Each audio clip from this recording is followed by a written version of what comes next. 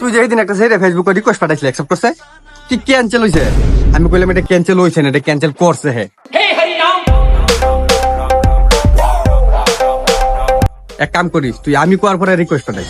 আরে না তুই বুঝতেছস না তুই আগে আগে প্রপোজ করিস না তুই প্রপোজ করলে সব উল্টা পাল্টা হয়ে যাব সময় আইলে আমি তোর নিজে কইম প্রপোজ করব আরে পাগল তুই হেরে তোর নিজের ফিলিংসই দাইস না তুই হেরে সবসময় কইবে তোর এইসব জিনিসের থেকে ফিলিংস উঠতে পারছে আমরা ফ্রেন্ডই ঠিক আছি এইটা সবসময় বুঝাইবি হ্যাঁ তার একসা কথা উঠাইবি তখন তুই কইবে আপনার ফার্স্ট আঙ্গুল তার সমান হয় না তেই দেখবে কাম হইল তুই হেরে কইবে তুমি এইরকম স্যারের ভালো ভাও যে তোমারই ভালো ভাইবো তোমারে কেয়ার করবো হ্যাঁ তখন কইব এরকম স্যারে কই পাইয়াম তুই কইবি কি কেরে আমি আছি তো একটু অল্প অল্প কাম শুরু তুই হেরে ডাইরেক্ট হাই মেসেজ দিস না তুই হেরে কইবে তোমার কালকে আমি শপিং মলে দেখছি তে দেখবে রিপ্লাই না দিয়া ফার তুই না আর কোন তুই হ্যাঁ রিপ্লাই লগে লগে দিস না দেরি করে দিবি তে বাবু কি স্যারটা বহুত বিজি